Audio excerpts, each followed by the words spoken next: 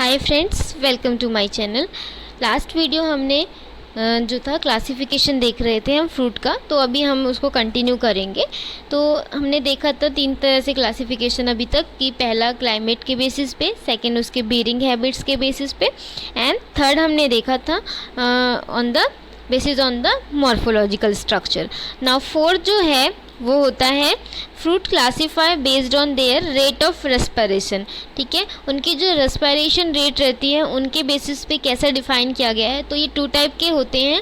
First होता है climacteric और एक होता है नॉन क्लाइमेट्रिक। जो क्लाइमेट्रिक फ्रूट्स रहते हैं उसमें क्या होता है कि जब हम उनकी हार्वेस्टिंग हो जाती है क्लाइमेट्रिक फ्रूट्स की, मतलब हम जब उसकी तोड़ाई कर लेते हैं फ्रूट्स की, उसके बाद भी उनमें रेस्पिरेशन प्रोसेस जो रहता है, इट मीन्स जो एथाइलिन प्रोडक्शन रहता है, जो राइपनिंग हार्मोन्स रहते हैं, वो कंटिन्यूअस बहुत ही हाई रेट में मतलब प्रोड्यूस होते रहते हैं। उससे क्या होता है, उनमें रेस्पिरेशन की प्रोसेस कंटिन्यू होती है, जिसके कारण उनमें क्या होता है, वो अगर हम उनको कच्ची स्टेज में तोड़ते हैं, ठीक है, या हार्वेस्टिंग के बाद भी वो पक जाते हैं।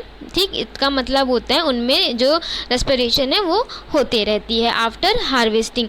But just opposite in a non climacteric fruits में क्या होता है, अगर आप उसको तोड़ाई कर लेंगे, इन जो इमैच्योर स्टेज बोल सकते हैं हम, उसमें अगर आप उनकी तोड़ाई कर लेंगे तो आफ्टर हार्वेस्टिंग वो उसी कंडीशन में रहेंगे, उनमें कोई भी प्रकार का जो रेस्पिरेशन प्रोसेस होती तो है पर एकदम माइनर, एकदम ही बोल सकते हैं बहुत ही माइनर होती है उनमें, मतलब वो पक नहीं सकेंगे फिर।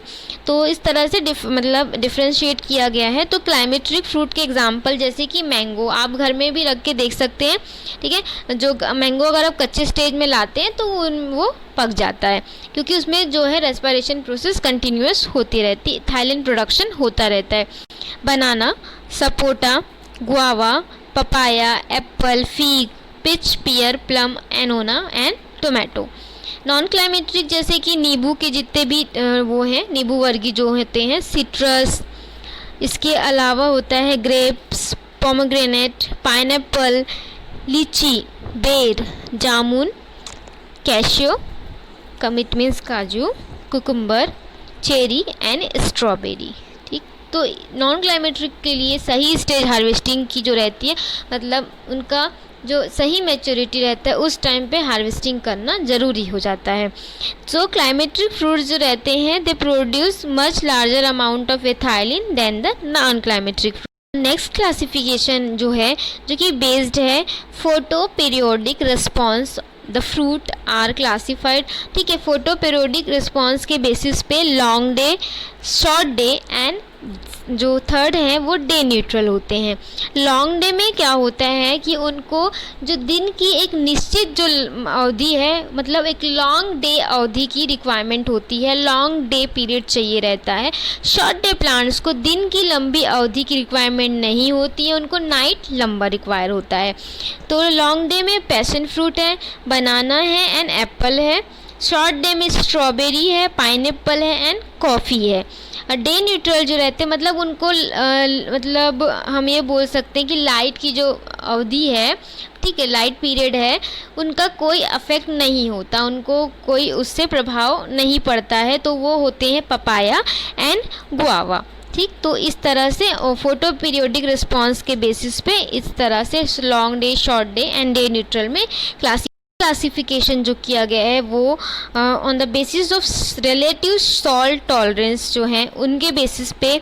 तो पहला तो होता है जो हाईली सॉल्ट टॉलरेंस कर सकते हैं, सेकंड जो मीडियम, ठीक है, टॉलरेंट कर सकते हैं, एक होता है जो कि बिल्कुल टॉलरेंट नहीं कर सकते, हाईली सेंसिटिव होते हैं सॉल्ट के लिए।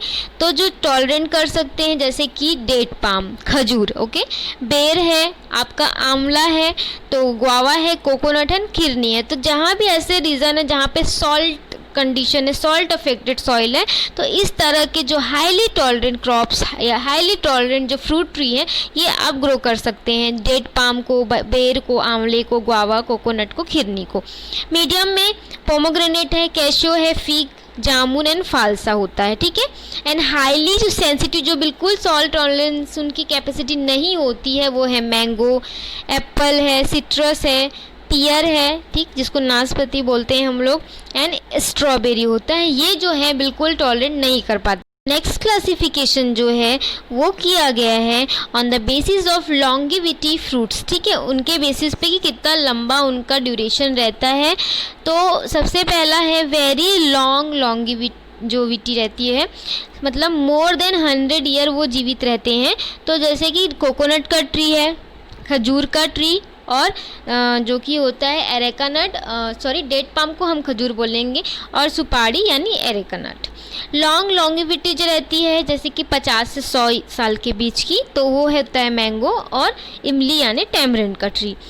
मीडियम में आता है 10 से 50 साल की अवधि, तो होता है लीची, गुआवा और अनार, पोमोग्रेनेट।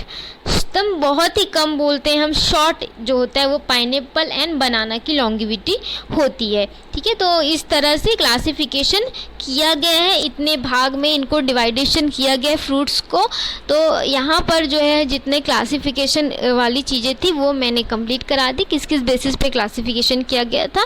जो मेन इंपॉर्टेंट क्लासिफिकेशन है वो मैंने कवर यहाँ पर करा दिया आपको।